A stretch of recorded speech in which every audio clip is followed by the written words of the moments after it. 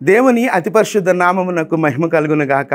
అనుదినము ఈ hope for today వాక్య ధ్యానాలను అనుసరిస్తూ మీరు ఆధ్యాత్మికంగా అభివృద్ధి పొందుతున్నారని నమ్మి దేవాది దేవుని ఎంతగానో స్తుతిస్తున్నాను.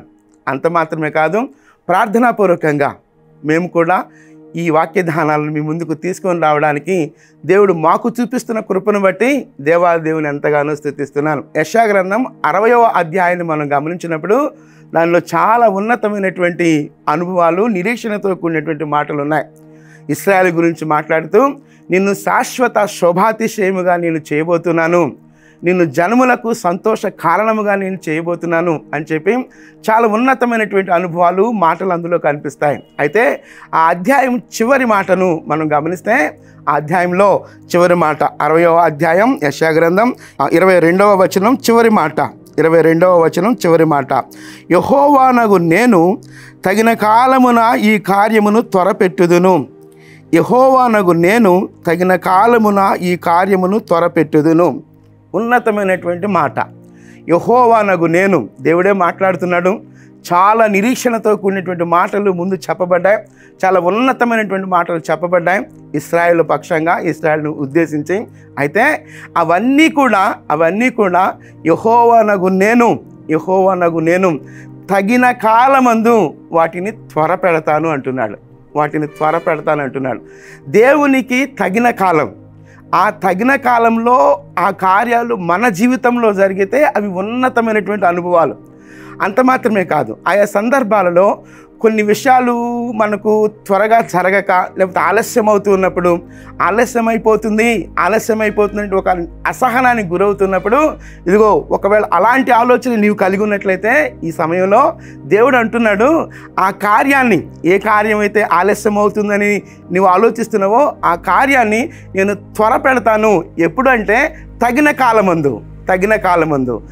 దేవునికి తగిన కాలం, ఇన్ హిజ్ టైం, ఆయన సమయంలో ఆయన త్వరపెట్టే దేవుడుగా ఉన్నాడు. అయితే ఆయన ఆలోచన కొరకు, ఆయన సమయం కొరకు మనం వేచి ఉండటం అది ఉన్నతమైనది, అది మన జీవితాలకు ఆశీర్వాదకరమైనది.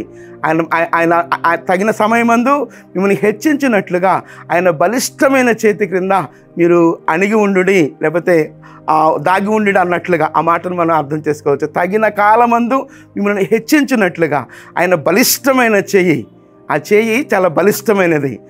ఆ చెయ్యి క్రింద మనం ఆ చేతి క్రింద ఉండటమే మనకు ఆశీర్వాదం. ఆ చేతి క్రింద ఉండటమే మనకు ఉన్నతమైన అనుభవం.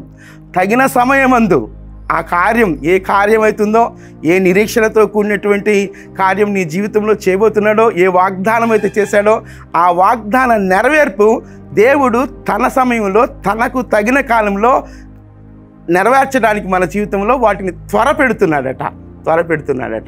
మనం తొందరపడటం కాదు, కానీ దేవుడే త్వరపెడుతున్నాడట. ఎంత ఉన్నతమైనటువంటి ఆలోచన అది. ఒకసారి మనం ఆలోచిద్దాం. ఏవేవి మన జీవితాలు ఆలస్యం అవుతున్నాయో, ఆలస్యాలలో దేవుని యొక్క తగిన కాలం కొరకు మనం వేచి ఉండటం అది మనకు ఆశీర్వాదకరం. ఆ మాటని మరలా చదవనా? ఆ మాటను మీ కొరకై మరొకసారి నేను చదువుతున్నాను. యెహోవానగు నేను తగిన కాలమున ఈ కార్యమును త్వరపెట్టుదును.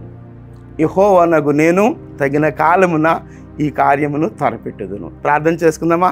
దేవుని తగిన కాలము కొరకు మనము వేచి ఉన్నట్లయితే ఆయన తగిన కాలంలో ఆయనే ఆ కార్యాన్ని త్వరపెడతాడట.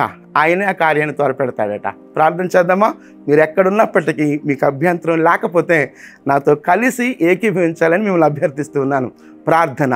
కృపగలిగిన దేవా, దయగలిగిన మా తండ్రి, మీ ఘననామానికి వందనాలు, స్తుతులు, స్తోత్రాలు చెల్లిస్తున్నాం ప్రభువా.